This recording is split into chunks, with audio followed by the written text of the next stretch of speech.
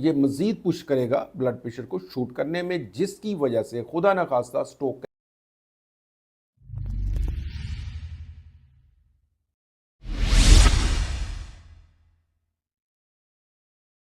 आज की वीडियो इंतहाई अहम है और ये ईद उल ज़ुहा के मौके पे गोश्त के खाए जाने के नुकसानात, फिर अगर सेफली खाना है तो किस तरह खाया जाए, कितना खाया जाए, और उसके बाद कुछ मेडिसिन का तज़किरा होगा। एंड तक मेरे साथ जुड़े रहिएगा। मैं डॉक्टर हारून रशीद हूँ। अगर मेरा चैनल सब्सक्राइब नहीं किया तो सब्सक्राइब प्लीज़ कर लें और बेल आइकॉन के बटन को पुश कर दीजिएगा ताकि आपको नोटिस इन टाइम मिलते रहें। तो फर्स्ट ऑफ ऑल, जो गोश्त खाना है, ये कुर्बानी का गोश्त खाना एक सुन्नत है, लेकिन हमारे यहाँ पे दो किस्म के लोग पाए जाते हैं। एक वो गरीब जो बिल्कुल गोश्त अपने मुआशी हालत की वजह से नहीं खा पाते, वो भी इसमें एक्स्ट्रा वेजेंस या बहुत ज़्यादा गोश्त खाते हैं, या कुछ लोग जो शौकीन हजरात हैं वो ज़्यादा खाते हैं, ख़ास तौर पे जो यंग जनरेशन है।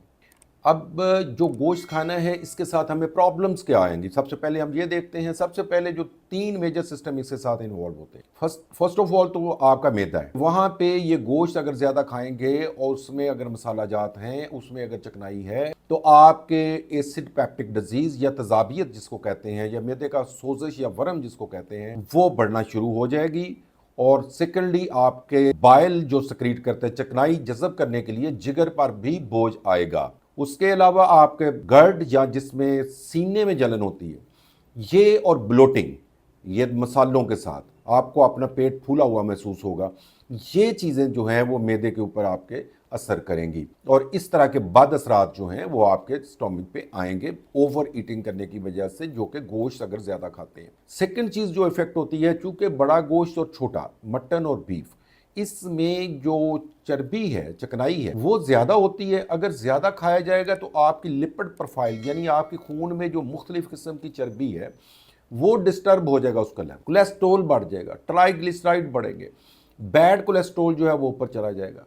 ये वो चीज़ें हैं जिससे आपका ब्लड प्रेशर शूट करेगा। अगर आप पहले ही ब्लड प्रेशर के मरीज़ हैं तो आपको एहतियात करना, तो आपको ये मज़ीद पुश करेगा ब्लड प्रेशर को शूट करने में, जिसकी वजह से खुदा न खास्ता स्ट्रोक का एलिमेंट डेवलप हो सकता है। ये दिल का दौरा भी हो सकता है, ये आपका फालज का अटैक भी हो सकता है। तो ये वो सारी चीज़ें हैं जिसने आपने बचना है। और इस तीसरी चीज़ जो इंपॉर्टेंट है, वो डायबिटिक पेशेंट या वैसे जिन लोगों के आप देखते हैं कि शुगर में गुर्दे जो हैं वो जनरली कमज़ोर होते हैं, तो जब आप ज़्यादा मकदार में गोश्त खाते हैं तो क्रेटिनिन जो है वो आपकी बढ़ जाती है, क्लियर नहीं कर पाता गुर्दे, और उसकी वजह से बहुत ज़्यादा आपके गुर्दों पे बोझ पड़ता है और गुर्दे जो है वो रीनल फेलियर की तरफ जाते हैं। यानी एक्सेसिव गोश्त जो खाना है, उससे आपकी ये मसला भी खड़ा हो सकता है कि खुदा न खास्ता अगर गुर्दे कमज़ोर है बिलखुसूस, तो वो गुर्दे जो हैं फेल होने की तरफ ना चले जाए। और चौथी इंपॉर्टेंट चीज़ है यूरिक एसिड। बहुत से लोगों को यूरिक एसिड और गोट का प्रॉब्लम होता है।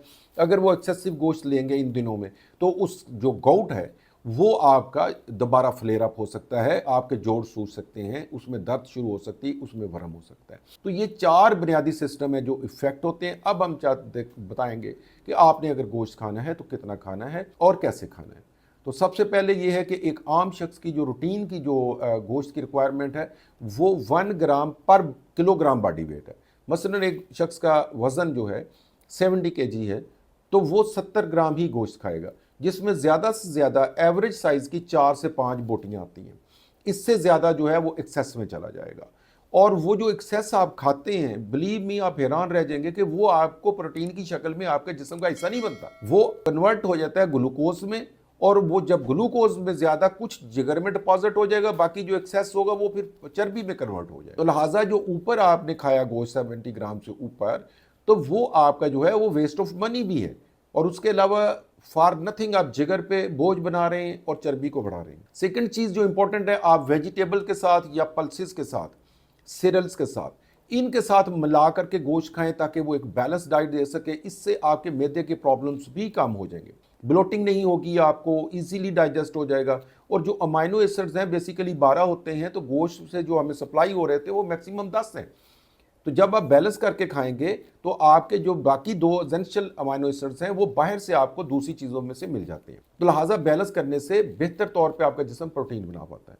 तो ये एक इंतहाई अहम नुक्ता है कि इस तरह से गोश्त को आप खाया जाए और आप एक्सेस क्वांटिटी से नहीं लेंगे। अब आ जाते हैं जी मेडिसिन की तरफ। अगर आप गुर्दे के मरीज़ हैं तो H2 ब्लॉकर्स हैं, लाइक ओमेगा है, और इसी तरह की कैटेगरी के बहुत से और कैप्सूल्स आते हैं, उसको अगर आप ले रहे हैं तो आप उसको लेते रहें। सेकेंडली, अगर आप डोमपेरिडोन जो मुटिलियम के नाम से या पेरिडोन के नाम से आती है, अगर ब्लोटिंग हो रही है, मैदा फूल रहा है या उल्टी या कै की कैफियत है, तो आप साथ वो ले लें। इसी तरह से अगर आपका गर्ड का मसला है, सीने में जलन है, तो आप कोशिश करें कि गैविस्कान जो है उसका सिरप जो है वो खाने के फ़ौरन बाद ले लें 1 चम्मच, और ज़्यादा आपने बैठना नहीं है, ना ही लेटना है ये खा के, थोड़ा वॉक कर ले।